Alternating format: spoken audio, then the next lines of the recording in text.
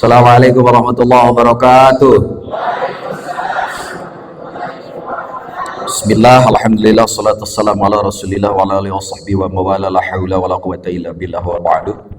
Ilahi anta maqsudi ridhaka matlubi a'tini mahabbataka wa ma'rifataka, Allahumma faqihni fid dini wa alimni hikmata wa ta'wila, Allahumma ij'alni fasahata lisani wa balaghatan fil kalam. Amin. Allahumma dzakirna bi dzikri minhu ma nasina, amin. Wa alimna bi dzikri minhu ma jahilna, amin. Rabbana ftah bainana wa baina qaumina bil haqqi wa anta khairul fatihin. Subhanaka la ilma lana illa ma 'allamtana innaka antal alimul hakim. Hanya kepada Allah kita pantas memanjatkan puja-puji serta syukur, dan yang tidak pernah lengah untuk mengurus seluruh makhluk yang ada di jagat raya ini, di ruangan ini juga, ini para mubalighah, amin. Saya merasa terhormat ini, merasa karena saya duduk di depan para mubalighah. Artinya ini kan ahli-ahli ilmu. Jadi saya bukan mau mengajari, tapi mari kita berbagi. Hanya masalah kesempatan saja, saya diberi kesempatan untuk di depan. Nanti kan bapak-bapak yang harus di depan. Hanya kepada Allah kita cantolkan hati kita, zat yang tidak pernah lengah untuk mengurus makhluk yang dibanggakannya, yaitu kita.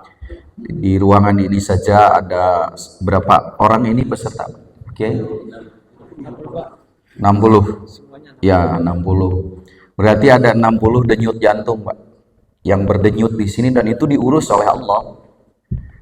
Dari mulai jantungnya berdenyut, darah ini baru di sini, belum di ruang sebelah yang di sana, belum di hotel ini, belum di Bandung ini. Itu tanpa lengah diurus oleh Allah. Sementara kita banyak lengah untuk mengingatnya. Bahkan tidak sedikit manusia yang hanya menjadikan Allah sebagai pemadam kebakaran saja. Jadi dia sudah kebakaran hatinya, sudah kebakaran rumah tangganya, sudah kebakaran karirnya, baru dia ingat kepada Allah. Semoga kita tidak menjadi makhluk yang seperti itu, amin. Salawat salam kita sampaikan kepada manusia yang kalau tidak melalui beliau, kita tidak akan bisa menemui sang kholik kita. Sehingga hadis qudsi yang saya kira sangat populer, laulaka la khalaqtal aflaq. Kalaulah tidak Allah ciptakan Nur Muhammad sebagai pintu untuk menujunya, maka semua ini tidak akan ada. Maka kalau kita mau memasuki wilayahnya, wilayah sumber ilmu, kayak Google gitu, kita nggak tahu apa-apa. Tapi setelah kita punya channel ke server yang satu, yaitu pesantren yang mengalahkan pesantren-pesantren tradisional, inilah pesantren Al-Googliyah, dan kitabnya adalah At-Tiktokiyah wal Instagramiyah. Semua kitab itu tergeser sama itu semua gitu ya. Jadi kita jadi bisa tahu apa-apa karena kita tahu servernya gitu kan. Maka sebetulnya teorinya mudah. Kalau kita ingin mendapatkan limpahan ilmu dari sumber ilmu yaitu Allah, asal tahu servernya, ada softwarenya. Kita tinggal koneksitas ke sana, diklik, nanti ilmu datang dari sana. Kalau kita mau bukan urang we ngolah pikiran gitu kan, tapi kebutak gitu kan. Keur mah boga penyakit sukar ingat mudah lupa gitu kan. Jadi mun rek ceramah teh kan gitu nih, urang mah konsep heula naon kayak saya tuh, aduh konsep. Bleng teh geus tepi ka panggung teh poho gitu.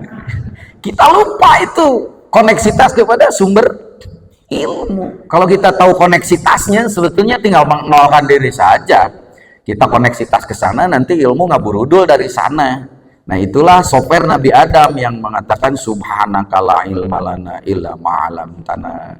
Kalau ilmunya melimpah dari sumber ilmu, nanti tidak akan terbatas. Nah itulah yang disebut dengan laduni itu. Puncak laduni, wahyu. Wahyu itu puncak laduni, karena laduni itu dari kata ladun. Ladun itu segala sesuatu yang serba cepat. Nah, bapak-bapak yang tereh beunghar laduni. Bapak-bapak yang tereh boga jodoh, laduni jodoh. Jadi laduni itu apa yang sebetulnya serba cepat itu.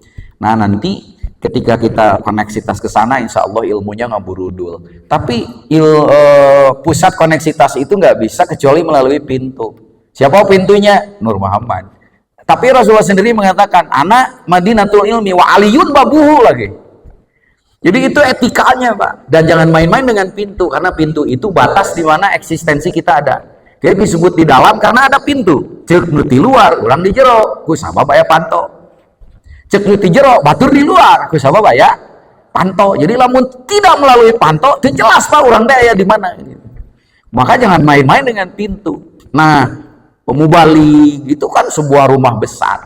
Pasti ada pintunya. Kalau kita salah masuk pintu, maka nanti pertanyaannya, mau jadi mubalik, mau jadi penceramah saja. Sehingga Bapak masuk kursus ke sini gitu kan. Kalau mau jadi penceramah saja saya kira gampang. Banyak ulama-ulama, kiai-kiai tersingkir dari pesantren, kalah oleh produk produk dari TV kan. Dulu zaman Pildacil, lebih sohor mereka.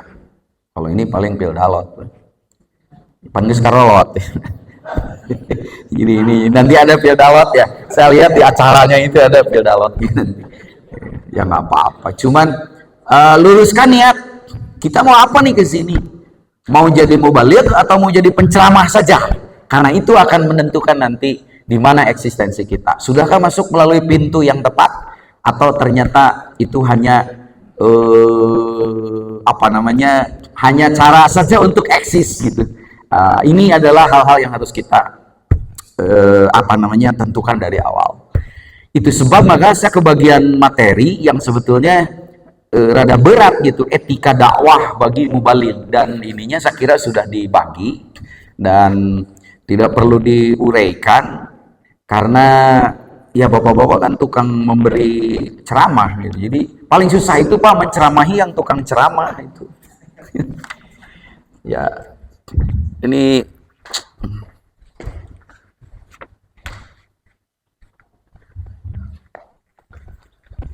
ya memberi materi jam segini ini kan punya tantangan tersendiri. Ya, salah satunya adalah mengganggu jadwal tidur siang kita sebetulnya.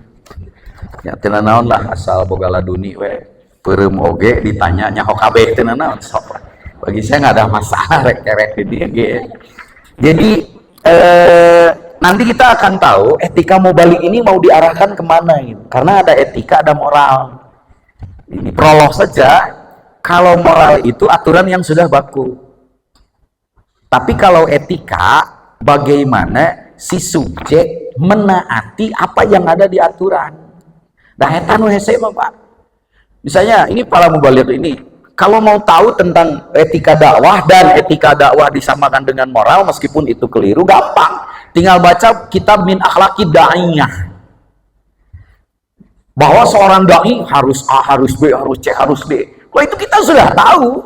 Jadi persoalannya bagaimana kita menaati aturan itu. Nah, sebetulnya etika mah di sana.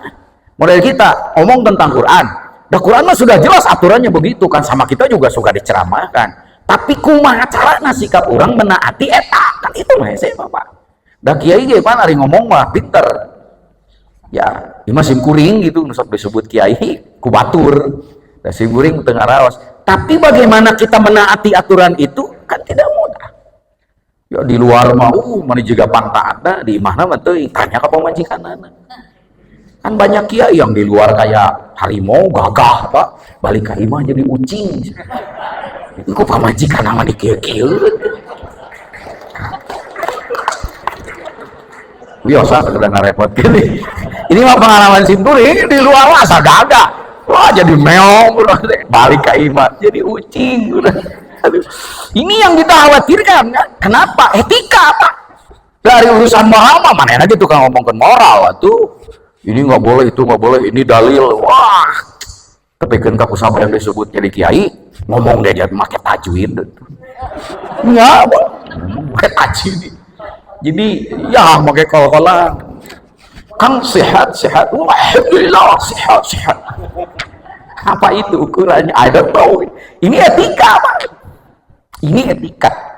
Nah nanti kita akan bongkar dulu. Makanya saya nggak masuk ke materi tentang etika dakwah dulu. Tapi mari kita memilah dan memilih dakwah yang akan kita pilih itu nanti nukumaha. Kan tidak semua orang bisa ngomong. Ya, aya nu jago ngomong, gak bisa nulis. Ya, aya nu jago nulisna halus, ngomongna pego. Ayo urang itu bisa ngomong tuh, bisa tulis. Makanya ikut kuliah tuh, mau balikin Pak Isep, oh bisa jadi, I don't know. Ya, pokoknya kira-kira ya mungkin begitu. Makanya ya tolonglah gitu ambil posisi yang enak, karena ini saya kira bukan posisi untuk latihan, tapi ini posisi untuk party, standing party. Jadi puntenlah di lelebah gitu ya, pilih tos nunutan sakedik, ya bisa dikucap kicep gitulah. Saya juga barusan mohon maaf telat karena ngisi dulu energi gitu kan. Maka jangan coba-coba bener ceramah atau dakwah dalam keadaan perut lapar. Bisa ngaco lah dia. Lapar itu jangan main-main. Makanya barusan, aduh kita makan makanan nasional dulu. Bala bahasa Arab ya. Bala man kasaba ininya aya dina Quran deh Pak, bala. Wah si guring gitu. Dikasih pisang goreng yang bala-bala. Wah iya heula nu aya dalilan kan. Pernah kiai mah kudu aya dalil wae. Iya oh aya bala. Oh iya. Ya. Jamaah rahimakumullah, maka kita harus membedah dulu untuk nanti menempatkan diri kita mau memilih dakwah jalur yang mana kan gitu. Jangan menganggap bahwa lulus dari Kuliatul Mubalighin bisa jadi tukang ceramah. Belum tentu. Maka ini yang harus kita luruskan dulu. Maka meskipun ada materi tentang hakikat ilmu dakwah, tapi saya akan mencoba membedahnya. Jadi yang disebut dengan, nah ini Pak Kiai Yadi, kita mulai dari sini nih. Apa hakikat dakwah? Hakikat dakwah adalah perilaku keberagamaan manusia muslim dalam menyeru kepada jalan Allah. Perilaku keberagamaan manusia muslim dalam menyeru kepada jalan Allah. Menyeru nama terserah mau dengan cara apa saja gitu.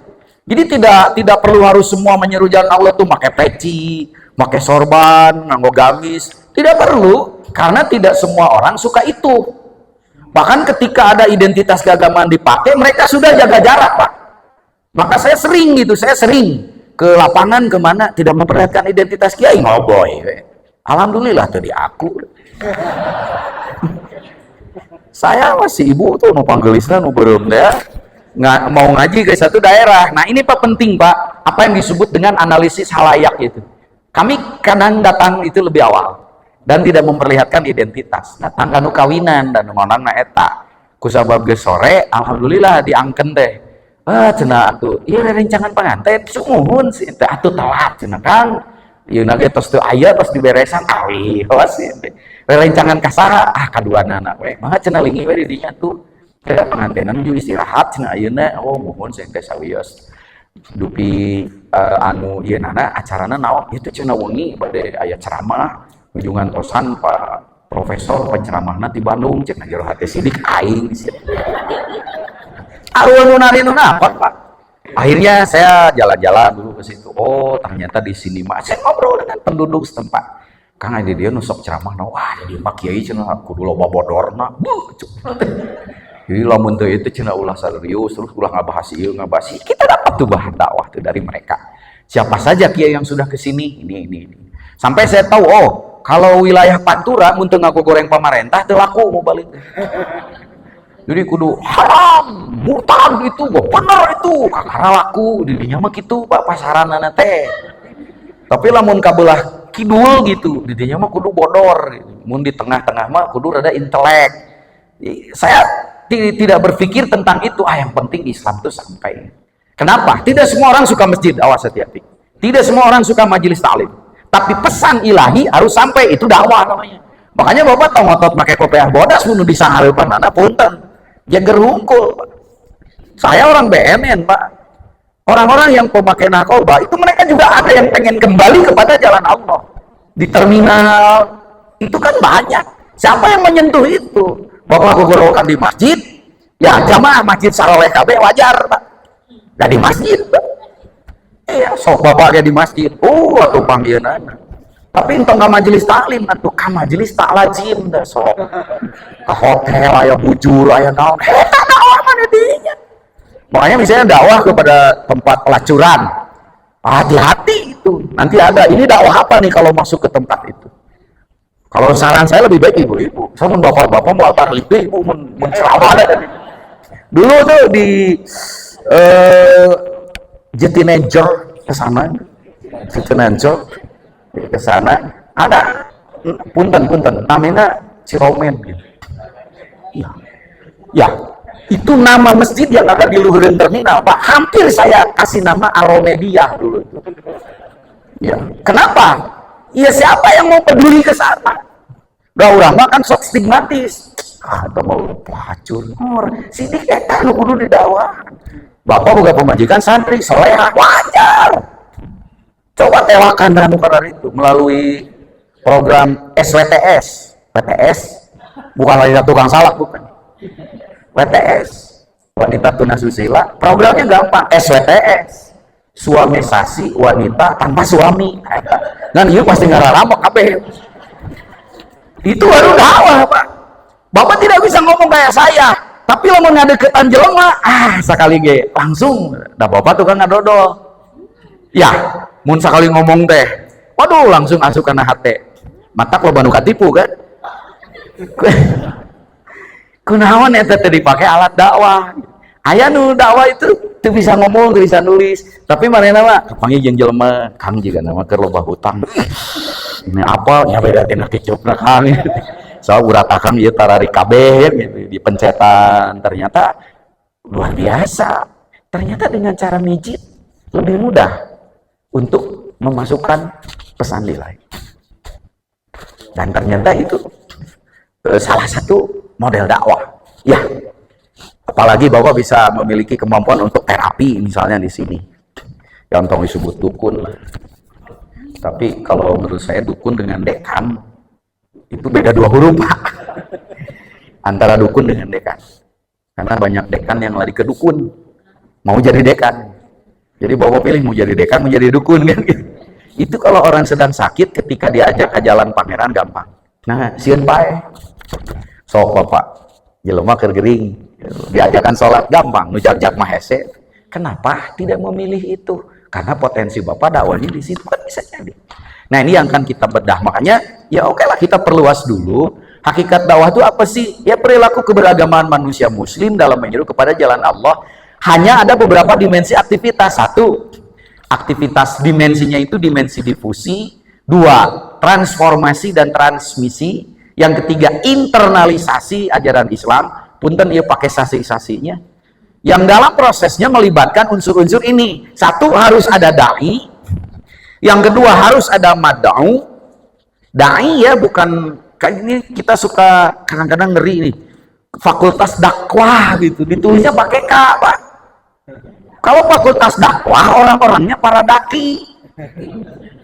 Tapi kalau fakultas dakwah, orangnya adalah dai gitu, Pak. Inilah bahasa Indonesia.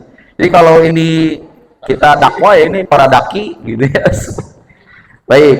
Yang dalam prosesnya sebuah proses dakwah itu ada ini, ada dai, ada mad'u, ada maudu atau pesan, ada uslub atau metode, ada wasilah. Bahkan ada yang menyebut harus ada yang keenam, yaitu dana. Kalau mentalnya harus ada dana, maka nggak ada dana, nggak ada dakwah, begitu. Padahal ada yang disebut modal dengkul itu. Kalau bahasa guru saya, nanti mudah-mudahan ketemu ya Pak Profesor Haji Sukriyadi Sambas. Bagaimana caranya kita nggak goreng daging ku gaji?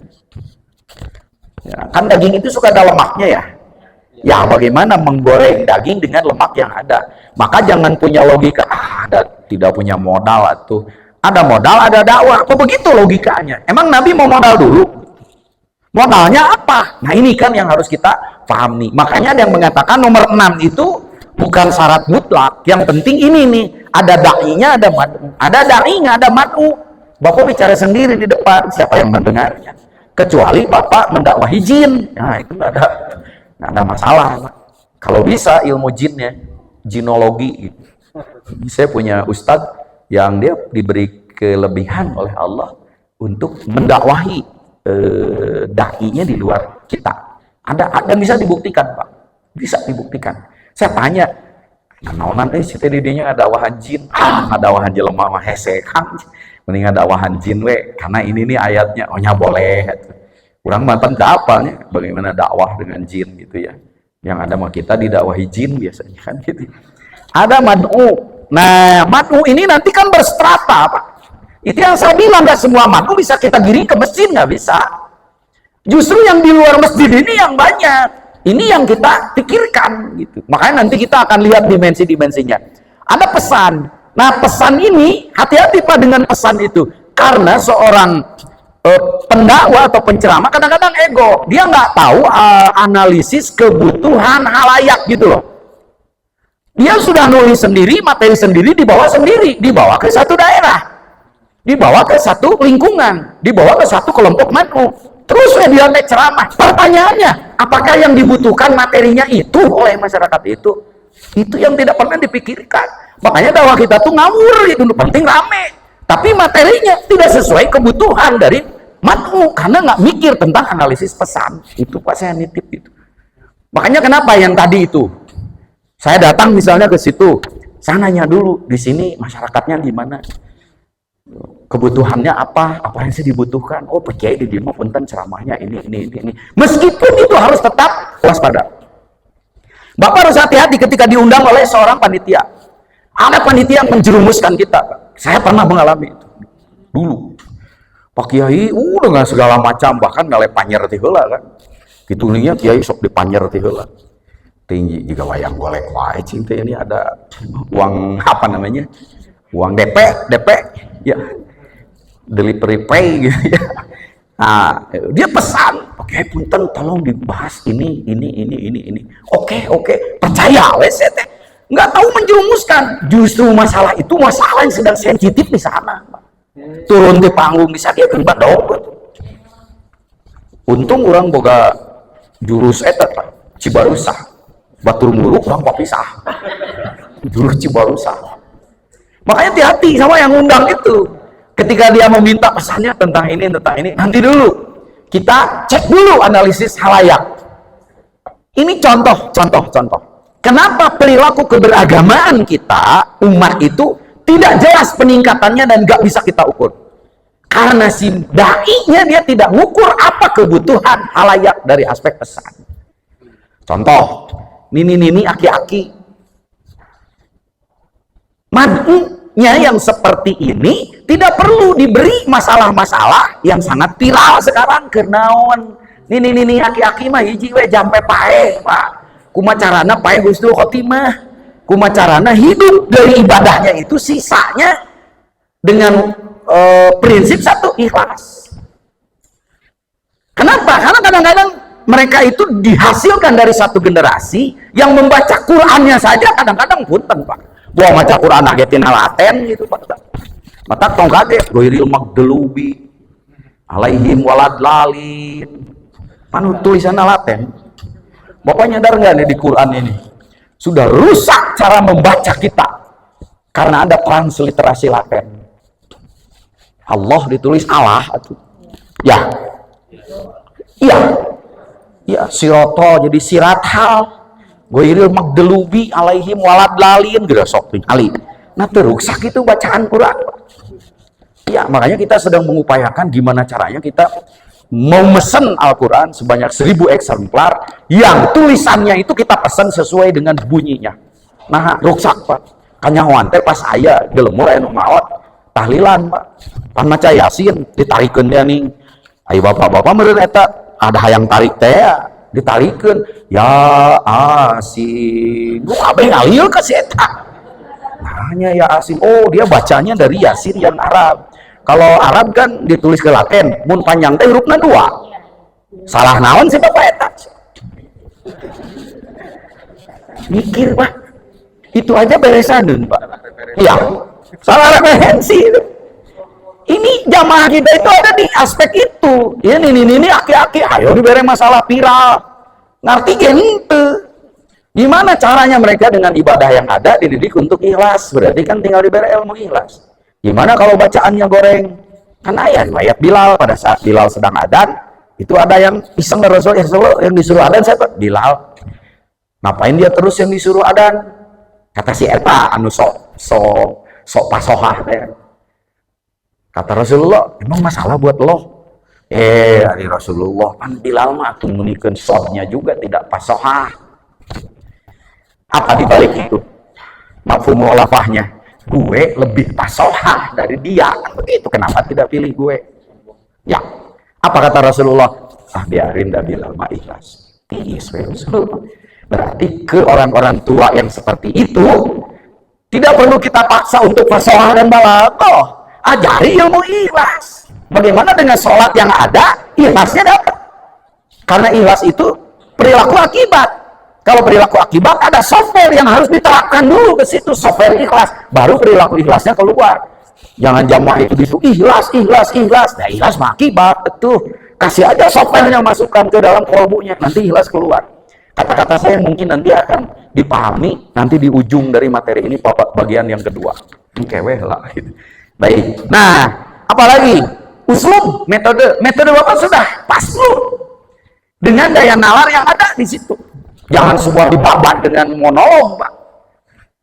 Monolog itu kan hanya rame ngomong di situ, ketawa ketiwi, selesai, balik ke imah.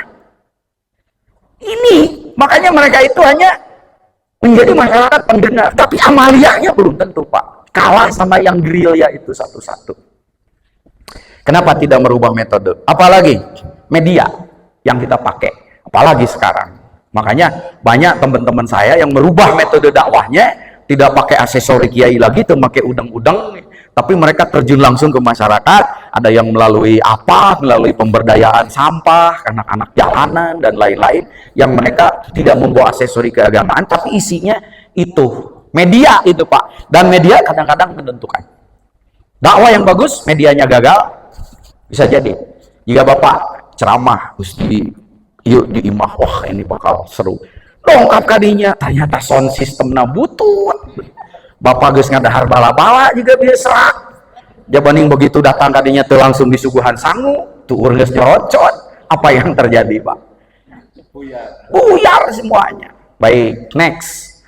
Nah, karena itu dari yang tadi 5 unsur, 6 unsur itu ada dimensi-dimensinya. Ini yang harus kita paham nih. Bapak nanti menempatkan diri di mana?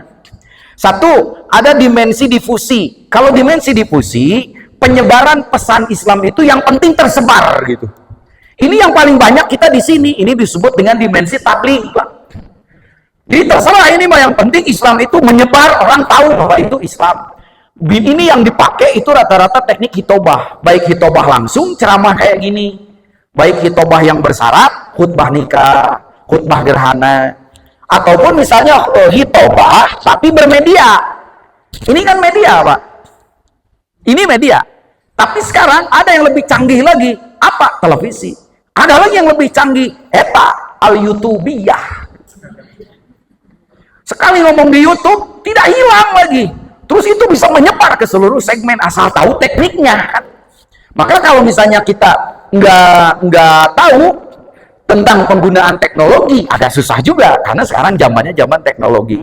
Jadi yang penting ini difusi, ini di dimensi difusi ini bagaimana Islam menyebarluaskan. Inilah yang disebut dengan dimensi penyiaran atau tabligh. Apakah kita harus berjubel di situ semua? Nggak bisa, Pak. Karena ini mah kalau dimensi difusi yaitu dimensi tabligh, itu mah nu bisa ngomong, nu pinter ngomong, nu pandai meracik kata-kata. Karena kalau materinya bagus, kalau ngomongnya nggak enak juga nggak bisa. Nah, ada orang yang jago, makanya nanti di difusi ini, di dimensi difusi ini banyak nanti model-modelnya. Ada lagi nanti yang transmisi. Transmisi itu pengiriman pesan. Bahkan ada orangnya aja ngikirim gitu. Dulu kan ada program 1000 dai dan lain-lain, dikirim aja. Ada pesan-pesan keislaman yang dikirim, ada yang melalui media, ada yang enggak, ada yang melalui macam-macam. Ada transformasi. Ini mengubah perilaku, mengubah pemahaman. Ada lagi internalisasi. Ini yang jarang, Pak. Jadi semua dai itu berjubel di paling tidak yang nomor 1 gitu. Tapi di internalisasi dan penanaman pembentukan bagaimana Islam itu menginternali umat, itu kurang, Pak, kita. Makanya jangan kaget, umat teh ngan ukur jago teori, resep ngadenge, tapi perilaku nama terubah karena banyak dai yang tidak bergerak di aspek internalisasi. Baik. Makasih ya, Dik. Nah, kita masuk ke slide berikutnya. Di slide berikutnya, setelah kita tahu tentang dimensi yang ada di dalam dakwah, itu kita sudah mulai ngaca. Iya juga ya, saya ternyata lebih banyak di dimensi difusi. Seharusnya ada yang menekuni bagaimana Islam itu menjadi perilaku. Kan itu mah tidak bisa dengan ngomong. Nah, sekarang kita lihat. bentuk dakwah itu dari sisi penyampaiannya banyak, Pak. Tapi kalau kita mengistinbat, nanti kita akan tahu dari Quran surat Fussilat ayat 33, bentuk dakwah itu kan ini. Mungkin ada yang pegang Quran, baca Quran, tinggal dibuka Quran surat Fussilat ayat 33. Waman ahsanu qaulan mimman da'a ilallah, dan seterusnya dan seterusnya. Itu kalau diistinbat dia jadi teori, Pak. Teori tentang bentuk dakwah. Mari kita lihat. Pertama, bentuk dakwah ada yang bi'ahsani qaul. Bi'ahsani qaul itu kebanyakan menyampaikan pesan keislamannya menggunakan al-qaul, kata-kata. Baik kata-kata langsung, verbal, non-verbal maupun tulisan.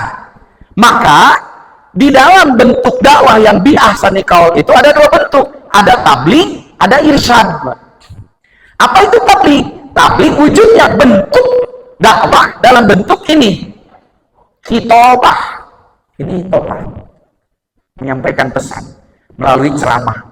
Nanti khitobah ada dua, ada khitobah diniyah, ada khitobah takfiriyah. Kalau khitobah diniyah adalah bentuk-bentuk ceramah dalam bentuk khutbah yang terkait dengan syarat dan rukun.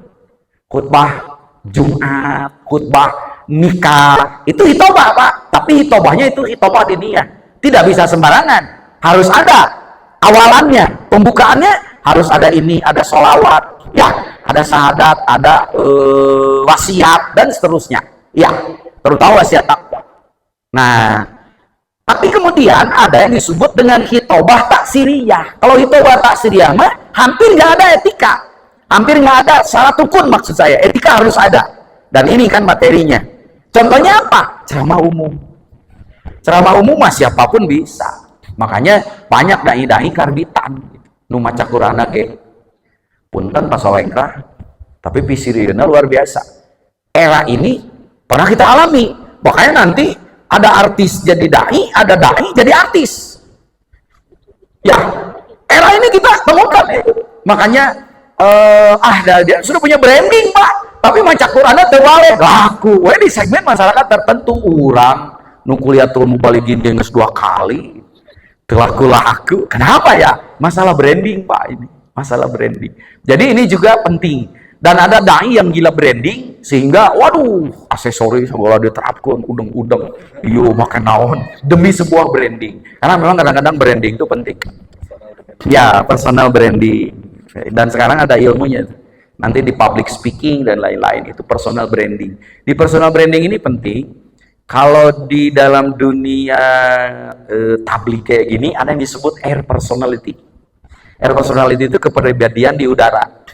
Makanya kalau kita dengar suara seseorang mubaligh yang kondang lah gitu. Oh iya mah Pak Ieu. Oh iya mah Ustaz Zainuddin. Tina assalamualaikum lagi apa? Assalamualaikum warahmatullahi wabarakatuh. Ustaz Zainuddin. Assalamualaikum. Nah, nah, itu personal branding. Ini personal branding. Ya, ya. Jadi itu. Nah, nanti ada kitabah. Dia nggak bisa ngomong, tapi yang penting Islam tersebar. Dia pakai nulis, tulisannya ada. Maka ada yang kiai-kiai yang nulis laku ngomong, nulis sama nyen blog. Ya, dan ternyata di blog itu dia bisa menyampaikan. Kenapa? Karena tidak ada ngadeg-deg, tidak ada demam panggung. Ini kan kayak saya bingung kan. Saya pegang ini, gak ada gini kan gitu. Jangan dikira ini nggak ada pengaruhnya. Karena kalau saya diam, langsung bapak-bapak nunutan kamu nggak sekarolot kabeh. Ya, jadi saya misalnya begini mobilitasnya ke sini. Itu sebetulnya ada metode yang sedang, ada teknik yang sedang saya terapkan. Untuk apa? Eye contact. Ya, eye contact. Tingali oh iya wajah naon ya. Ya wajah tuh wajah. Iya. Ternyata oh iya mah wajah penggembira. Oh iya, wajah loba hutang. Ya wajah naon ya? Oh, wajah Bang Emok. Itu saya ngerti itu. Bang Emok itu. Iya. Bang Emok itu kalau di kampung ngetren. Kalau di kalangan anak-anak remaja namanya pinjol. Pinjaman online. Kan iman tuh online emok langsung didinya. Jadi itu teh Pak rentenir yang masuk ke kampung-kampung. Ya, arara supe kadinya di bibitaan naon, tapi pesertana ku sabab ibu-ibu dan ibu-ibu sok araremo kabeh, maka disebut bang. Bapak-bapak bisa nyieun kayak bang sila. Iya. Dan bisa jadi ternyata isinya dakwah, bisa jadi Pak. Itu mah cara. Ciri sabumi cara sadesa. Jadi kudu pabalap-balap jeung Bang Emok, dan itu pun tidak mudah Bu kita untuk merubah mindset masyarakat. Bagaimana mereka tidak terjebak dengan riba. Ya, jadi itulah dakwah kita yang Bang Emok itu. Sugan ibu nyeun Bang Sila Tutug tadi saya bawa ya. Jadi itu kitabah. Ada lagi funun. Ini menyampaikan pesan Islam melalui seni, Pak. Melalui seni. Makanya kita tidak bisa akan mengatakan adohan itu haram, si Oma Irama itu haram. Nggak hanya sebatas itu. Kita tahu nggak asbab wurudnya, kenapa media itu yang dia pakai. Dan dengan cara itu lebih banyak orang mendengar pesan si Oma Irama daripada pesan orang. Lu mawa kita Riyadus Shalihin kemana-mana. Ini masalah pemahaman, ini masalah cara dan metode, kan gitu. Maka metode ini penting supaya kita tidak salah kaprah bahwa yang kita inginkan itu kudu kieu, tapi cara nanti ieu we belum tentu. Ini filosofinya. Yang Allah kehendak itu adalah 10. Dengan cara apapun kamu menjumlahnya, asal koridor matematikanya benar, semua benar. Yang Allah kehendak itu 10. Adapun kamu mau nambah berapa tambah berapa, terserah kamu, yang penting benar koridor matematikanya. Misalnya seorang ustadz teh, Pak Isep, nunamina 10 mah 5 tambah 5, betul. Cek ibu-ibu teh, oh enggak Pak Isep, saya mah 7 tambah 3. Iya juga. Terus kata Al-Mukarram misalnya, oh enggak Pak Isep, menurut saya itu 6 tambah 4, 10 itu. Semuanya benar enggak? Benar. Yang Allah kehendaki 10. Urusan kamu menjumlah berapa tambah berapa itu ijtihadmu dan aku hargai. Makanya di sini hati-hati. Kemarin saya menyampaikan tentang ceramah moderasi beragama. Harus dituntaskan dulu. Apanya yang dimoderasi? Emang agama bisa dimoderasi? Waspada. Agama itu hanya satu, dan itu adalah pesan dari Allah. Tidak boleh dirubah. Tapi nanti ada orang yang memahami tentang agama. Ini namanya ilmu agama. Ini Quran, Pak. Quran ini hanya satu, dan ini mutlak, Pak. Tidak bisa dirubah. Tapi nanti ada orang-orang yang memahami tentang Al-Quran ini. Ternyata Al-Quran dipahami oleh Imam Syafi'i. Jadi begitu. Tapi dipahami oleh Imam Maliki. Jadi begitu. Dipahami oleh Imam Hambali. Jadi begitu. Satu ayat, itulah 10. Ya, tapi Syafi'i, Maliki, Hambali, dan Hanafi, itulah cara mereka menjumlah. Yang Allah kehendaki, ingat, 10. Berapapun kamu menjumlahnya, asal dalam koridor yang benar, itu yang Allah hargai. Itu yang menyebabkan kita nggak bisa mudah begitu saja menyalahkan ajaran orang lain. Gitu, Pak. Mantap ulang rasa benar sorangan teh. Kaidah ini kalau tidak dipakai oleh seorang mubalik, fanatik. Kita harus punya fanatisme, iya. Tapi fanatikan tuh bisa. Oke, jadi nujiga mubalik ayeuna gitu. Di sini ngomong kafir ini. Bidah. Nggak ada dari nabinya. Mana yang kapangijeng nabi gitu. Ya, ini koridor-koridor yang terkait dengan seni untuk menyampaikan funun. Ada yang suaranya bagus. Si siapa yang kemarin ikut Got Talent itu? Oh, tara nonton, iya nonton. Iya, tuh mau balik teh kudu gaul, Pak. Mun teu gaul kuper. Kurang pergaulan. Nanti kudet. Kurang update. Lamun kudet engke kurang rapi. Ya, banyaklah kuku yang lain, silahkan diterjemahkan. Mubalik harus lebih banyak bahasanya supaya itu monoton, tahu. Nah, yang susah lagi tak futuhat. Kalau futuhat itu membuka ladang dakwah yang tidak dibuka oleh siapapun. Itu yang saya bilang, Bapak dakwah di masjid. Bapak teuing mah dakwah di masjid mah. Eta ka Cirongen sanu dakwah. Ngan palingnya mun bapak-bapak nu kadinya teu balik deui, itu aja masalahnya. Dulu ada apa itu di Bandung itu yang terkenal tempat pelacuran itu? Apa itu? STM itu apa itu? Saritem. Kok Ustaz hafal ya? Oh, lama di situ ya? Alhamdulillah. Nah, iya teh Pak Futuhat. Jadi membuka ladang dakwah yang orang lain tidak masuk ke situ.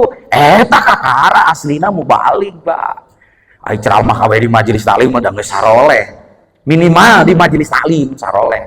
7 lengkap di majelis taklim aredan deui, termasuk kiai.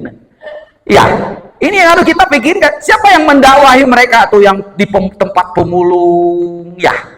Siapa yang mendakwahi mereka di tempat-tempat panti-panti jompo? Saya baru dapat laporan dari mahasiswa saya, ada sebuah panti jompo, saya tidak disebut daerahnya, di Banten. Itu ada satu panti jompo. Jadi dididik nanaon si orang-orang tua jompo yang ke sana itu. Itu ternyata tempat pembuangan. Jadi ketika mereka orang tuanya sudah tua, diurus di imah embung, hari dipicen sieun dosa, dicopot, disimpan di tempat panti jompo.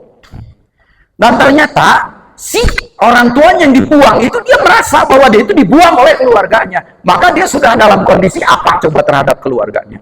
Itu baru satu aki-aki. Kalau dua, tiga, maka berkumpullah di sana aki-aki dan nini-nini yang penuh dendam kesuma terhadap keluarga.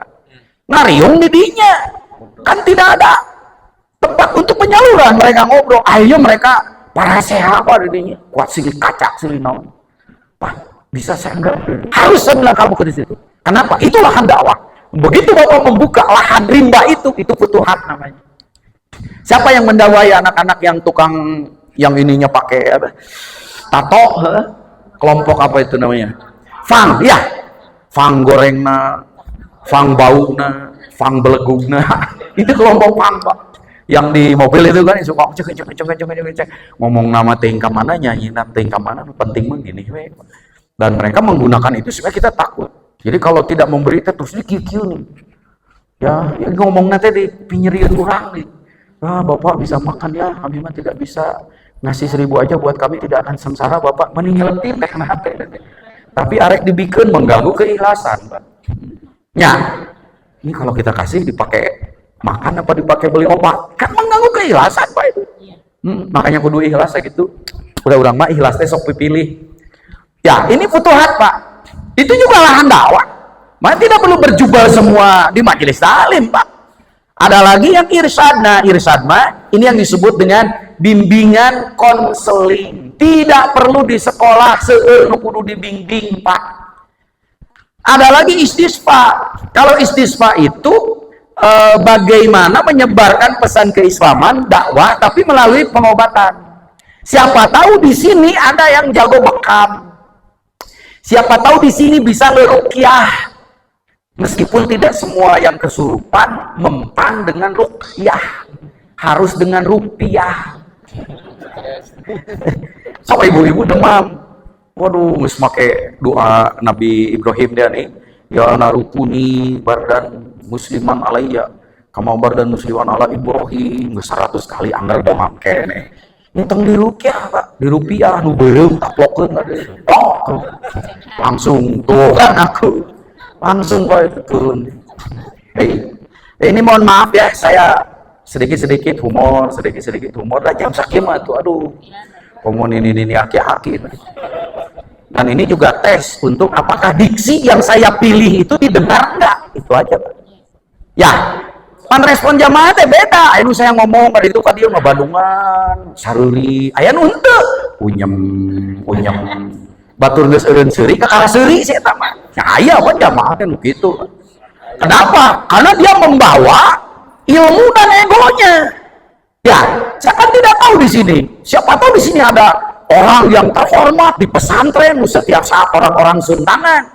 Ya, atribut itu dia bawa ke sini. Ya, saya kan tidak tahu.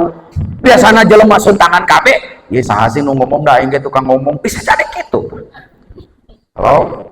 Mata kieu wes eta mah naon sih nu diomongkeun. Nanti profesor teh ku aing urang ningikeun ka mana ieu ngomongna.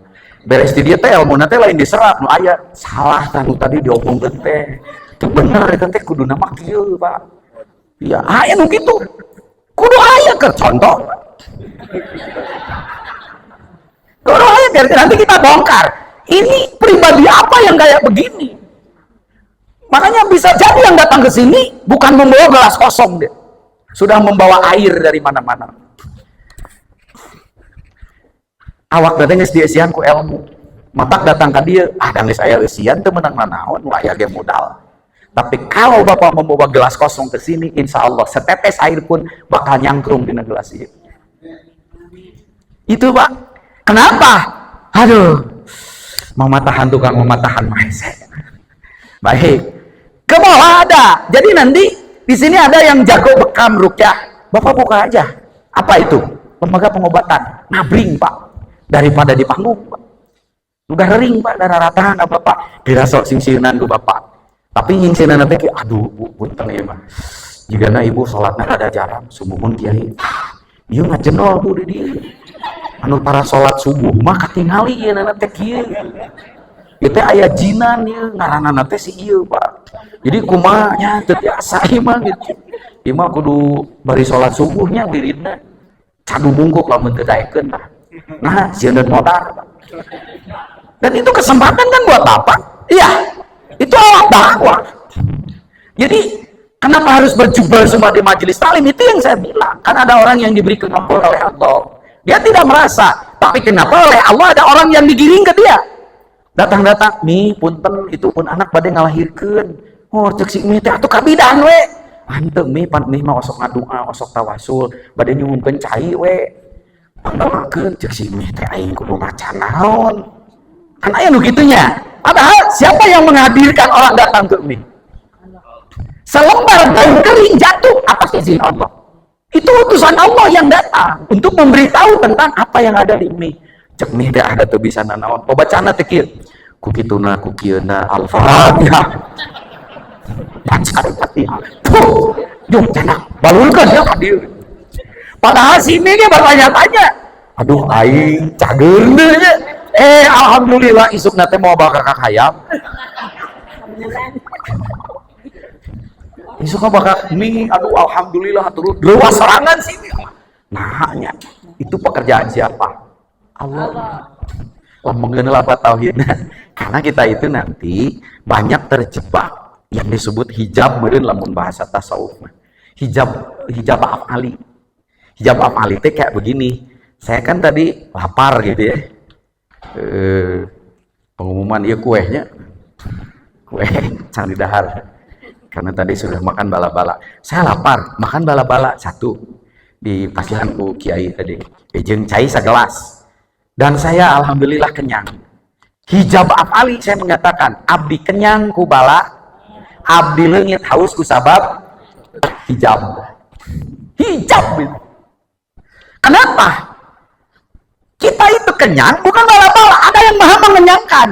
Sah. Ayo orang lain kenyang deh ku bala tanya hijabnya deh Pak. Kenapa? 1000 bala-bala Bapak makan, kalau Allah tidak mengenyangkan mau apa?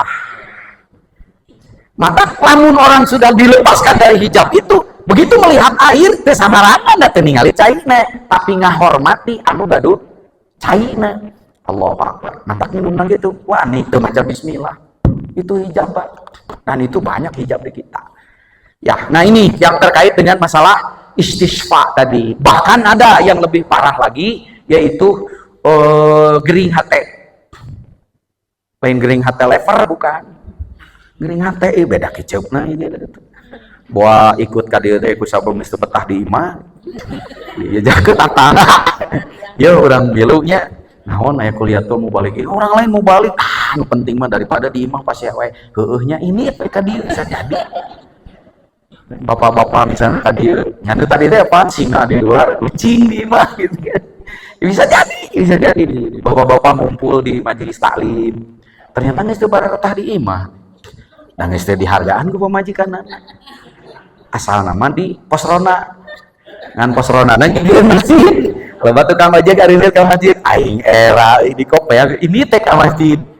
Kita jangan terjebak dengan proses. Itu cara Allah saja mengiring mereka. Itulah dakwah Pak, tinggal diteruskan ke Bapak. Dijingjingan sama geus ka Allah. Naon tak istisqa, ngubaran hate. Istisqa. Makanya ada at-taujih, al-irsyad wa taujih wal istisqa. Di Simkuring janten lembaga bimbingan, konseling dan psikoterapi. Aya jurusanana, Pak. Jadi konsep ini kalau saya pindahkan ke lembaga struktural publik itu jadi KPI, komunikasi penyiaran Islam. Tapi kalau misalnya sekarang al-irsyad wa taujih jadi jurusan bimbingan, konseling dan psikoterapi dakwah Pak, tapi saya melalui lembaga gitu. Baik. Nah, sekarang Kalau tadi biasa nih kawal itu lebih banyak menggunakan kata-kata dan komunikasi, ada dakwah yang biasa nih amal. Dia sedikit menggunakan kawal, ya baik irsyad maupun tabligh, tapi dia lebih banyak ke action. Karena banyak orang yang tidak bisa ngomong, tapi kalau membuat sebuah organisasi, maneh nama bisa. Ada orang yang begitu, banyak. Dia nggak bisa ngomong, tapi kalau ngumpulkan ibu-ibu ke arisan, oh nggak saya kasih eta. Kan kita sih gitu ya di kampung. Nggak saya panggil si Ece, Cek kumpulkan jelema. Nawan apa kumpulkan we eta si Ece. Kiriting kalau itu beren we lompat kumaha cara ngomong. Nah, tapi lamun dititah ceramah pego bisa jadi dia ahli menata organisasi. Ini biasa nih amal. Maka nanti ada gaya dakwah at-tadbir. Ini wilayah manajemen dakwah, Pak. Bapak nggak bisa ngomong, nggak bisa nulis. Tapi kalau membuat organisasi, mengumpulkan, memanage orang bisa. Tadbir, Pak, nanti bagiannya. Ada lagi yang at-tadbir fil idarah wa siyahah. Ini ada orang yang kalau dia mau promosikan haji, umroh, wisata, bisaan si eta mah gitu. Ya, tapi kan kalau baca mah katipu teh pan karena kemampuan si eta. Umroh bodong ya Allah, tapi terkapok-kapok itu aduh Gusti Allah. Ya, makanya kami bikin ada jurusan baru ya, namanya ya MHU, manajemen haji dan umroh. Kalau bapak-bapak punya anak yang resep untuk nanti mengelola yang begitu, lebetkeun ke fakultas dakwah jurusannya Pak. Nanti ketemu dengan saya di situ. Ya, nah kenapa? Karena kita butuh orang-orang yang profesional mengelola itu, sehingga keseluruhan kan udah. Pandi orang mah gitunya, kamu hayang murah. Alhamdulillah murah, saking murahna tenepi ke Mekah. Tapi balik yang jadi haji sing orang teh mendarat teh di Kolombo, karena dia ke Singapura pindahkeun kana pesawat turun deui di Kolombo teh tenepi ke Mekah teh, tapi balik ke dia yang jadi haji meuli we kopiah bodas. Kan watir Pak. Ada lagi takfir sama tamkin nih. Kalau takfir sama tamkin itu gini, ini wilayah pengembangan masyarakat Islam, namanya community development. Ada jurusan PMI namanya, pengembangan masyarakat Islam. Saya punya mahasiswa, dia MA, hampir MA, mahasiswa abadi, semester sabaraha. Ya, dia itu yang lain sudah selesai judul skripsinya, dia belum. Dia ngomong ke saya, Pak Haji, saya tuh gimana ya, saya susah mau bikin skripsi. Oh, kamu tinggal di mana? Punten, saya mah di bantaran itu tuh daerah Cililin kepala itu. Jadi di gigiran Citarum. Terus di situ tumpukan sampah. Terus ya saya mengelola anak-anak yang suka pemulung sampah itu. Di mana? Saya bilang, apa yang kamu kerjakan? Ternyata itu pemulung itu bukan dari wilayah itu saja. Ada yang sengaja datang dari jauh, terus dia saungan didinya, hirup didinya, modal didinya, sare didinya. Anak jelema, mohon bak ya anak jelema. Atau cekente terus nah ini saya kelola satu-satu, ternyata mereka gak bisa baca, gak bisa tulis. Akhirnya saya kumpulkan, saya bikin saungan. Bahkan saya mencari teman saya yang tukang pemulung sampah itu. Makanya mereka tidak perlu lagi ke luar menjual sampah itu. Saya kumpulkan, saya tampung di situ. Akhirnya mereka dekat dengan saya. Disitulah saya ngajar alif bata, ya baca tulis dan lain-lain. Pak, itu teh dakwah, Pak. Tapi itu teh di bidang ini, pemberdayaan masyarakat. Itu pemberdayaan, Pak. Dan bisa saja kita bergerak di situ. Ada satu masyarakat yang ternyata, aduh, udah harga hese. Saya tadi ngobrol sama itu mantan pacar saya yang cantik itu. Itu ada guru katanya di salah satu SMP yang ada anak yang kadang-kadang hadir, kadang-kadang enggak. Tapi ketika hadir dia masuk di kelas, ternyata wajahnya itu pucat, Pak. Terus hari itu tidak hadir. Kenapa anak ini?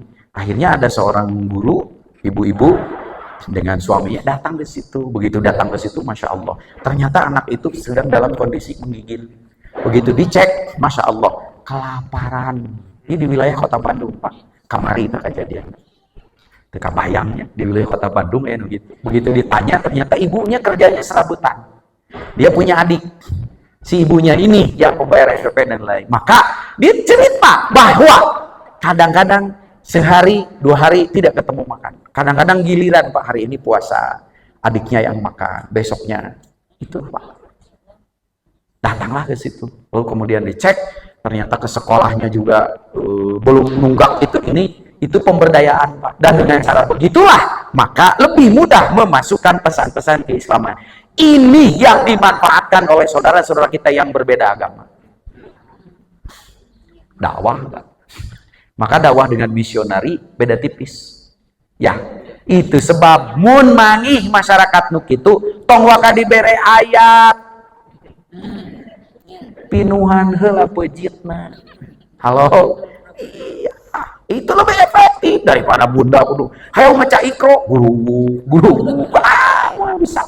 Pak, itu yang disebut dengan tamkin. Next. Jadi dari situ kita sudah tahu bentuk-bentuk dakwah. Kita sudah mulai mau menggeser ya.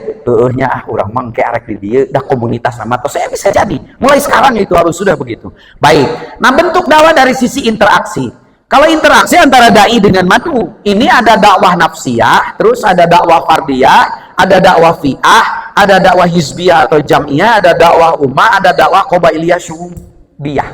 Pada mana, Bapak? Tahu diri aja kita. Tetapi saya memasukkan yang pertama ini wajib. Ini yang disebut dengan dakwah nafsiyah. Ini dulu dan Nabi. Jadi dia lah. Apa itu dakwah nafsiyah? Bentuk dakwah di mana dai mendakwahi dirinya sendiri dulu. Ini yang kita lupakan.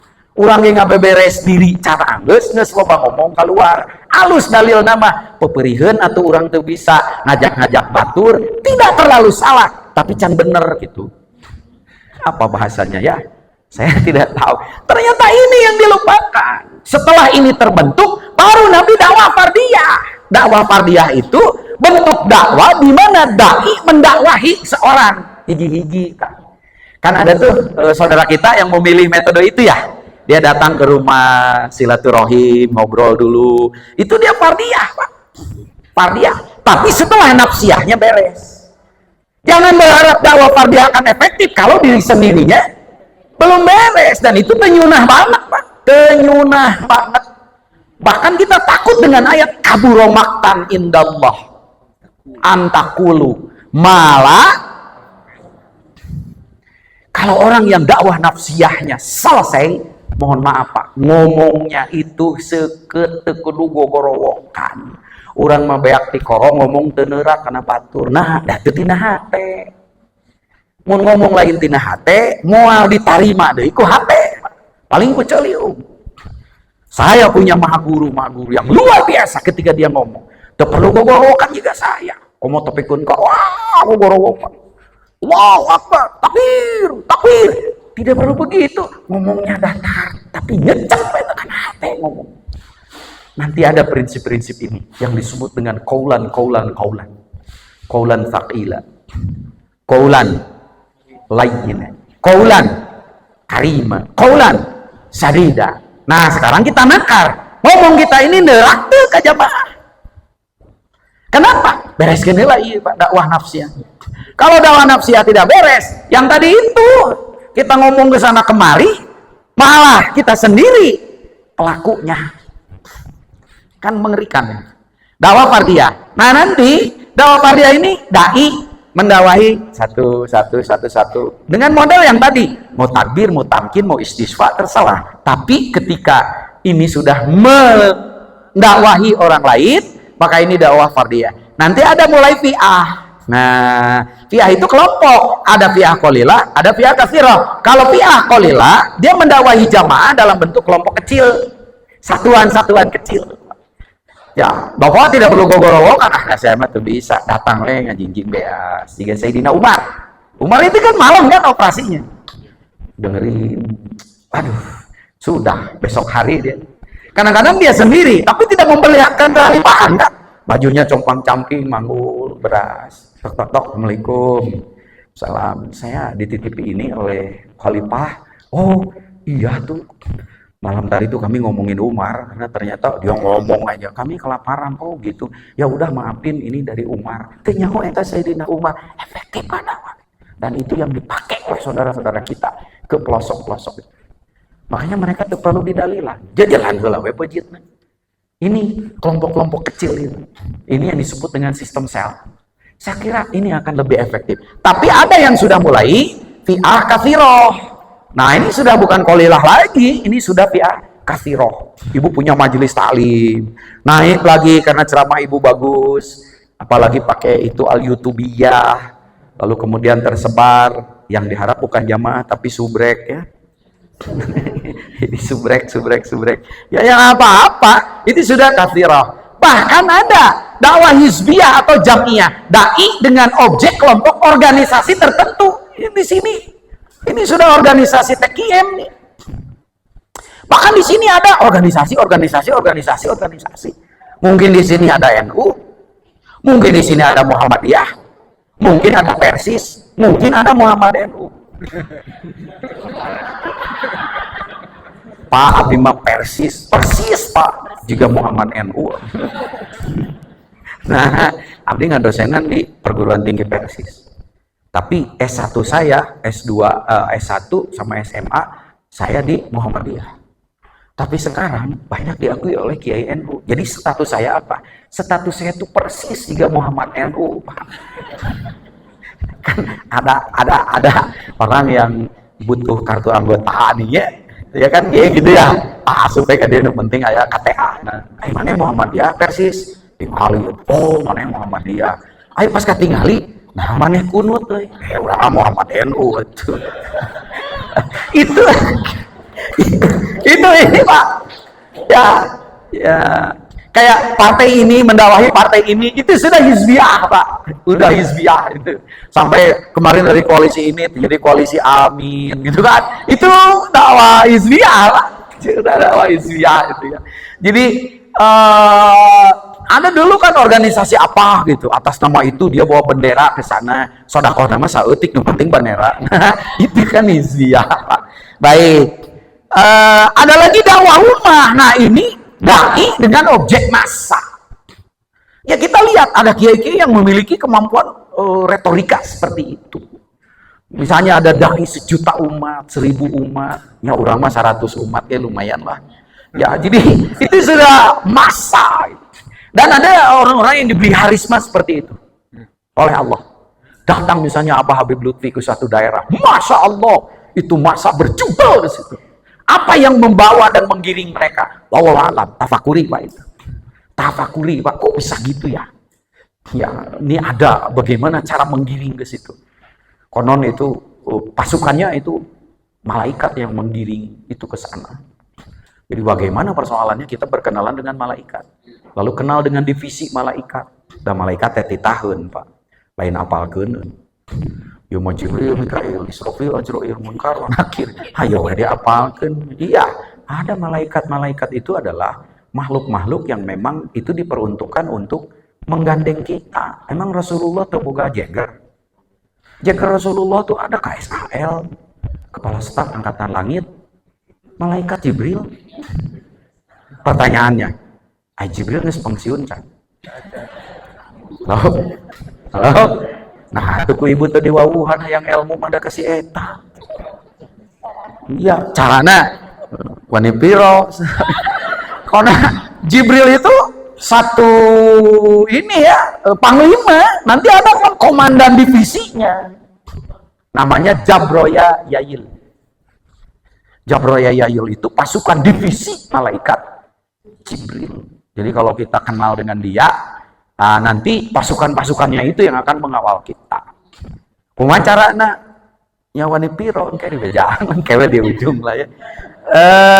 Nah yang berikutnya adalah dakwah qabailiyah atau syu'ubiyah, dakwah lintas budaya, lintas negara. Pak sekarang itu lebih mudah lagi dengan adanya YouTube Pak. Modalnya satu keterampilan penguasaan dari teknologi, dua konten, tiga bahasa eta. Banyak sekarang bule-bule yang datang ke sini tahu-tahu masuk Islam, dan itu ini oleh Rasulullah dulu. Rasulullah kan kalau mau mengislamkan satu bani, satu kaum, itu kan kadang-kadang melalui proses perkawinan, Pak. Rasulullah nikah ke satu wanita, di belakangnya satu qabailiyah, satu syu'ubiyah itu Islam semua. Sok parek itu. Pek asal eta we tayeuna tah tadi. Nya ulah jadi meong di luar ucing di jero gitu. Eta heula, Pak. Iya, kenapa tidak? Nu tadi teh SWTS, suamisasi wanita tanpa suami. Ya hari wani mah gitu, balik ke imah paling ditakol ke bakia. Iya Pak, jadi ada lintas budaya, lintas agama. Pengalaman saya ketika di BNN itu yang saya urus ternyata para pemakai narkoba lintas agama, dan di situ sudah tidak agama ini agama itu, enggak, siapapun pemakai narkoba, mohon maaf Pak, ternyata rusak Pak mereka. Nah akhirnya pendekatan yang lain, mau TC, therapeutic community, mau metode apa, mau naltrexone misalnya di Israel, ternyata nggak ada ujung-ujungnya balik deh karena agama. Begitu masuk kepada agama, kan kesulitan kalau kita melihat, saya Islam sih iya lamun teu disahadatan mau cager Pak. Bagaimana itu landasan teorinya? Mohon maaf, di dalam otak manusia ada yang disebut dengan antena ilahi, namanya God spot. God spot itu antena ilahi, yang itu adanya di sistem limbik di pusat otak kita. Kalau God spotnya itu masih ada, God spotnya bahasa si David Goleman, Mbak, bahasa dari tasawuf, namanya an-nuqthah al-ilahiyah. Tuh di bahasa Araban, bahasa Islam, Pak. An-nuqthah al-ilahiyah itu ada di pusat otak, Pak. Dan ketika orang mengkonsumsi narkoba, yang pertama kali dihajar itu eta mereka agama naon wae oge. Ngadahar putau, ngadahar naon, itu yang diserang tuh itu. Dan itu hilang, tidak bisa dikembalikan oleh obat apapun. Si an-nuqthah al-ilahiyah itu. Ketika nuqthah al-ilahiyah itu hilang, maka audio, video, kinestetik keagamaan manusia nggak ada. Kalau orang masih ada God spotnya, pun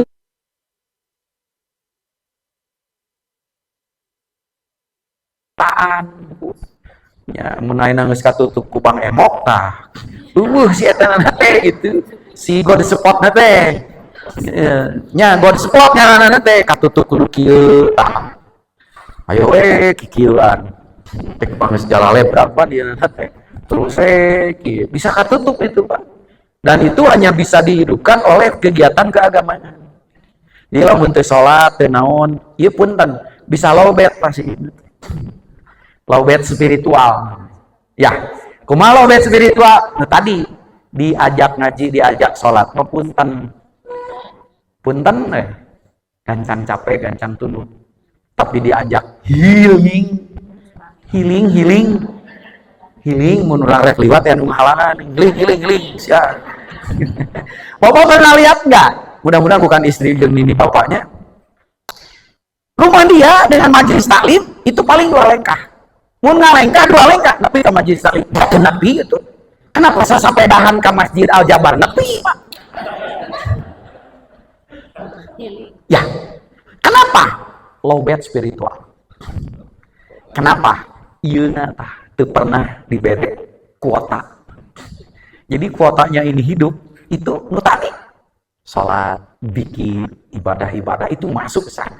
Eta kalau makan narkoba yang pertama kali diserang itu, Pak, di pusat limbiknya itu ngerinya.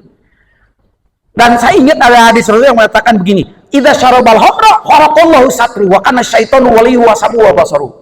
Ketika seseorang mengkonsumsi narkoba, jebol tabir ilahi yang ada di dalam dirinya. Dugaan saya, etana leungit Pak hapus. Dan itu tidak bisa dikembalikan oleh pengobatan apapun kecuali kehendak ilahi. Di situ semua pengobatan tiarap balik lagi kepada agama.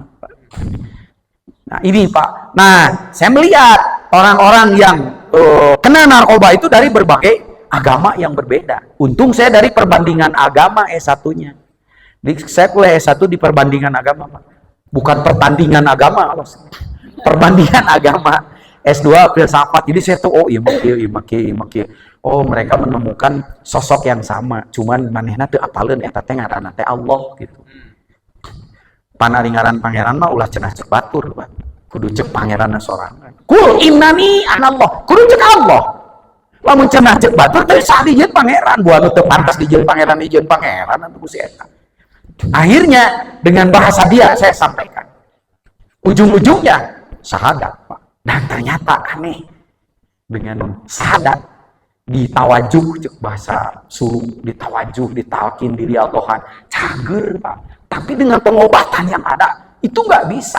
Tapi itu lintas agama. Makanya begitu selesai pengobatan dari sana, banyak yang syahadat, Pak. Itu sudah lintas agama. Nah, ini adalah lahan dakwah kita. Dilihat dari segi bentuk, Di sisi interaksi, dari segi dimensi, dakwah itu sudah banyak. Dari situ kita sudah mulai menggeser. Saya harus kemana ya nanti? Mengambil peran saya dalam masalah dakwah. Next. Akhirnya kita melihat bentuk dakwah dari sisi hubungan. Dari sisi hubungan ada dakwah secara vertikal, ada dakwah internal, ada dakwah horizontal. Dakwah vertikal mah yaitu manusia menyeru kepada Allah. Dalam arti memohon kepada Allah, bentuknya doa. Maka kata doa dengan dakwah itu ada similarity. Ya, berikutnya ada dakwah secara internal. Nu tadi teh dakwah nafsiyah di mana dai menyeru kepada dirinya kepada jalan Bapak jangan lupa ya untuk menyeru diri kita sendiri supaya kita itu ada di dalam jalan Allah. Ulah ngaduakeun wae umat, tapi ngaduakeun sorangan pokok. Ya, ila hadrati ruhi al-Fatihah. Hai roh sorangan teu dipatihahan teu ka hati ku emeh. Halo, ai mimpin tahlil masuk wa ila hadrati yang ini. Roh maneh dipatihahan henteu. Halo. Nya pohon. Ada dalam horizontal. Itu bagaimana dai menyeru kepada orang lain, baik seorang maupun kelompok. Nah, yang tadi teh dari mulai dakwah fardiyah, fi'ah qolilah, dan seterusnya. Semua bentuk dakwah dari mulai definisi tadi sampai halaman berapa ini saya tidak tahu. Semua bentuk dakwah di atas itu memiliki etika. Termasuk etika kepada diri sendiri. Jangan-jangan kita lebih banyak menyantuni orang. Bapak tidak menyantuni diri sendiri. Kan itu sok itu nya, juga halus di luar mah. Balik ke imah mah. Coba majikan nanti. Ya, siap. Waduh, Pak. Sakit hati. Sakitnya itu lebih di sini, Pak. Di sini, Pak. Jadi hati nanti gitu-gitu. Aduh. Kenapa? Bapak lupa untuk memiliki etika terhadap diri sendiri. Diri kita juga perlu disantuni, Pak. Yang kedua, etika kepada Allah. Bahkan kalau manusia etika dia kepada Allahnya buruk, jangan diharap etika kepada makhluk yang lain juga akan terbentuk. Ini pentingnya etika dakwah itu. Baik. Selanjutnya, etika dakwah dan problema etis dai. Saya sampai jam berapa ya? Sampai 2:30. Berarti tinggal 12 menit lagi. Baik. Etika dakwah dan problema etis. Etika dakwah dan problema etis. Halaman 4. Halaman 7 atau 4. Begini. Next. Etika harus dibedakan dengan moral. Nah. Mulai masuk ke substansi ini. Moral itu apa? Moral itu sekumpulan ajaran atau aturan baik buruk, benar salah mengenai sebuah perilaku. Etama moral. Makanya saya lebih mendekatkan kata moral itu kepada akhlak. Kalau etika mah lebih menekankan kepada sikap subjek atau dai terhadap aturan moral tersebut. Gitu. Itu etika, Pak. Jadi jangan berharap di dalam kuliah etika bagaimana dai harus ngomong, bagaimana harus berpakaian, ngomongnya harus bagaimana. Eta mah urusan moral, eta mah urusan akhlak. Baca we kitab min akhlaki daiyah. Dan bapak-bapak sudah tahu itu. Ya. Persoalannya bagaimana kita menaati aturan itu. Itu hese mah. Ai ngomongkeun mah gampang, tapi orang menaati aturan itu etika Pak kajiannya. Maka etika lebih menekankan kepada sikap si dai terhadap aturan moral tersebut. Problema etis adalah problem subjek atau dai atau mad'u yang tahu aturan moral, tahu akhlak bagaimana dai itu bersikap, tapi tidak mampu menaatinya. Nu berat mah eta, Pak. Ngomong makan itu ka dieu, tapi kalakuan teh sarua jeung omongan anak nyadar enggak. Itu problema etis, Pak. Dan kita merasakan itu, kita juga kadang-kadang heran terhadap diri sendiri. Heuhnya aing teh ngomong mah pinter, aingnya belegu. Pernah nggak bertanya dan merasa begitu? Itu problem etis sebetulnya. Kewe urang, ieu nu di luar. Alah, si eta ngomong mah kieu. Saya tidak tahu kenapa bisa terjadi begitu. Apa karena dai itu saking pintarnya sampai dia bae salah ge daing mah bisa ngobatan. Bae salah oge bisa kiparat. Bae itu, bae ini. Apa itu yang terjadi? I don't know. Inilah pentingnya etika. Problem subjek dai adalah problem diri dai. Problem diri dai. Kenapa etika diri dai tidak bisa berfungsi? Problem diri dai itu kajian dakwah nafsiyah. Jadi dari situ dulu Pak kalau mau paham tentang etika dakwah, etika mubalik dakwah nafsiyah nah heula Pak. Kenapa? Jangan main-main dengan nafas. Semua perubahan itu terjadi dari diri dulu. Maka tidak ada yang disebut innallaha la yughayyiru ma biqaumin hatta yughayyiru ma di badanihim, tuh, bi otakihim, ya, bi pangkatihim, tuh, bi duitihim, binaon apa? Bi anfusihim. Berarti dakwah nafsiyah, Pak. Sedangkan ilmu nafas kita terbatas, tapi nu gede teh nafsu eta. Nah, apa bedanya nafas dengan nafsu? Ya nantilah di bagian kedua. Baik, satu slide lagi. Kalau begitu ya harus ngaji diri dong. Ya iya tuh. Kalau mau tahu tentang rahasia dakwah nafsiyah mah kudu ngaji diri. Kenapa? Diri ini lebih banyak diseru oleh Al-Quran. Pulang ke rumah nanti, perintah Quran. Misal surat At-Tahrim ayat 6. Buka. Apa kira-kira bunyinya? Bun coba. At-Tahrim ayat 6. Ku an untuk ku pangkat hukum. Ya, ku duit hukum, ku anfusela. Baru wahalikum, ay urang mah lain wahalikum heula, urang mah kumaha kewe. Dibalik, paingan Rasulullah mengatakan ibda binafsik, ibda binafsik. Kenapa ya bisa begitu? Berarti di dalam dirimu ada masalah ini. Ngaji diri can tuntas, geus ngomong ngaji batur. Makanya kita itu lebih banyak mamatahan ka batur padahal ceuring yang hareup-hareup. Halo, ini isyarat Pak, telinga kita menghadap ke sini. Jadi ketika kita ngomong usikum wanaf muncelina ka dieu mah teu naon asa ngomong mereka batur. Ini bahasa isyarat dari Allah Pak. Diri akan mati, diri deh nu mati. Hadis jihad terberat paling abdol melawan hawa. Jadi diri itu pusat perubahan. Jalan mengenal Allah adalah diri. Yang tidak ngaji diri tidak tahu diri.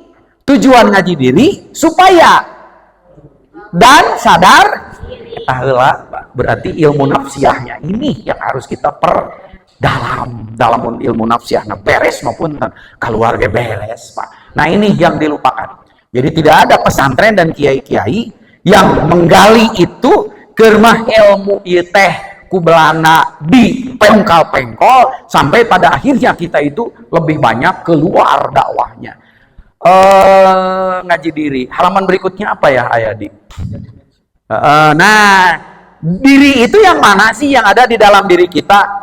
Kieu we lah. Jadi di tubuh kita semua tanpa kecuali kayak begini. Lapisan yang abu-abu paling luar itu namanya jismani, bukan jasmani. Jasmani mah baladna jas hujan. Kan pakai kamus lisanul Arabi kita nggak nemu tuh jasmaniun, jismani. Itulah casing luar. Yang kuning di dalam itu ruhani, Pak. Asalnya jismani ini nggak ada ruhaninya. Tapi dia sudah hidup, karena sudah memiliki ruh yang disebut ruhul hayat atau ruh biologis. Kalau tidak ada ruh biologis, ovum dan sperma ketika terjadi pembuahan tidak akan terjadi dan sudah mati. Maka ruhul hayatnya sudah ada. Tapi yang memiliki ruhul hayat ini apapun pasti hidup. Hewan hidup karena ada ruh hayatnya, namanya ruh hayawaniyah. Tumbuhan hidup, ya, karena memiliki ruh, namanya ruh nabatiyah. Bahkan tanah saja ada ruhnya, namanya ruh hidofi. Air ada ruhnya. Semua ada ruhnya ini. Itu percikan zat ilahi yang ada di sana. Nah, kita itu pertama kali itu baru memiliki yang disebut dengan ruh hayati atau ruh biologis. Baru pada 3 bulan 10 hari bayi ada di sini, kakaran takwa Allah diturunkan nu koneng wa nafakhtu fihi min ruhi. Masalahnya adalah jismani ini lemah dan rendah karena jismani itu terbuat dari alam fisik yang terdiri dari 4 unsur: maun, narun, hawaun, turobun. Tubuh kita mah itu kekurangan air, bapak-bapak kayak ngeskikilan pan bubur kuci kopi kayak ya kekurangan air ya kekurangan oksigen dulu ya kekurangan unsur tanah ya, ini unsur tanah ya, karena semua yang ada di sini terbuat dari ya semua ada tumbuh di tanah Pak. Ini tak iya hui gitu tina tanah ya klepon tina hui na di tanah kue Pak ya bibit tanahnya sekalian jam 2:30 lah. Maka tubuh kita ini lemah Pak, tubuh kita ini negatif, rendah, bahkan ketika mati punten nggak dibawa, disimpan di kuburan. Nah yang membuat tubuh kita berharga karena ada yang kuning itu apa? Itulah ruh yang oleh Imam Ghazali disebut ruh al-munazzalah, dan ruh ini nggak dikasihkan kepada makhluk yang lain kecuali kepada kita. Itu sebab kita dijadikan sebagai khalifah dan Abdullah munawwaru hetaan mateuing. Makanya hati-hati memelihara ruh ini. Ibu masih punya suami? Punya, Pak. Alhamdulillah. Masih muda atau sudah tua? Umurnya? Segimana tuanya? Ya terserah, menurut ibu tua itu berapa? Nggak usah berbelit-belit. Usia suami ibu berapa? 55. Malah ini nggak sekolah. Cung yang punya suami nggak sekolah atau istri nggak sekolah. Racun juga punya, padahal ini KB. Pertanyaan saya, kunaon diampihan kene? So. Jawab. Aya nu konengan kene ta. Ya Ustaz ya. Geus eueuh nu konengan mah kajeun teuing ngora. Bubur diumumkeun Kak. Iya. KDKM diumumkeun. Assalamualaikum. Wah, innalillahi. Ini berharga karena masih ada yang kuningnya itu, geus eueuh konengan moal dibarikeun, Pak. Imah menang kurang, mobil menang kurang, garasi menang kurang, paeh we urang teh ditajong, Pak. Nu kararieu maneangan deui komo heran keneh. Jadi hidup kita itu sebetulnya memperjuangkan dan menjaga yang itu, karena itu kendaraan kita untuk pulang ke sana. Sementara kita menyantuni rohani itu, aduh punten. Masih kita itu habis-habisan menyantuni jismani. Berapa kali Bunda misalnya ke salon beauty?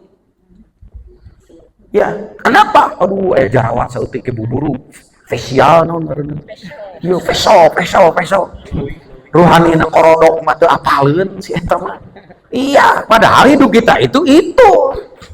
Nah, ini Pak yang kita lupakan. Maka kalau tidak ngaji ilmu ini, waduh, kita nggak tahu banyak tersesat Pak nanti. Mati-matian memperjuangkan segala sesuatu yang tidak akan pernah dibawa mati. Kan ngeri. Ustad deh nu gitu teh. Mau balik deh, kuliah deh dia. Aduh, ya Allah mesti. Nah, kela Pak Isep. Mana aya jismani, aya ruhani. Ari nu disebut nafsu, di mana aya kalau jismani ini yang abu-abu ini adalah sesuatu yang rendah, yang kuning itu sesuatu yang tinggi, yang atas itu sesuatu yang positif, yang abu-abu itu negatif, yang kuning itu positif. Maka ketika si kuning ini masuk ke dalam yang abu-abu, muncul agregat nukatilu, itu yang warna merah Pak, yang sifatnya itu memiliki 2 karakter.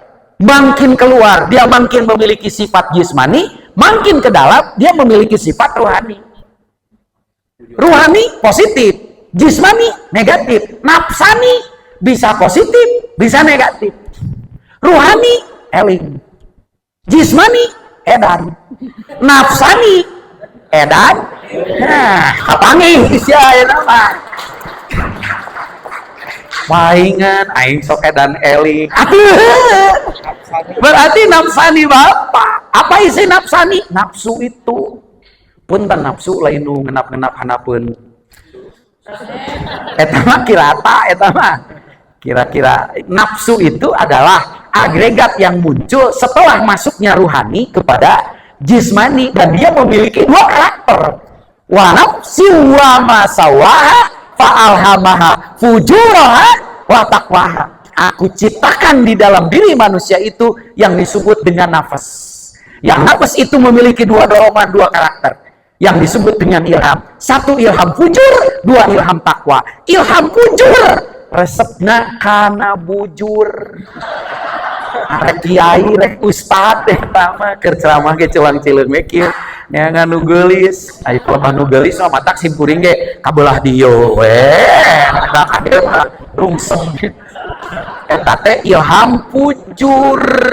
Ari ilham takwa mah henteu ningali ge kieu we. Astagfirullah, alhamdulillah. Nah, astagfirullah rasa alhamdulillah vitamin A. Kapanggih ya ini mah. Yang berkuasa dan selalu menggerakkan kita ukur Pak.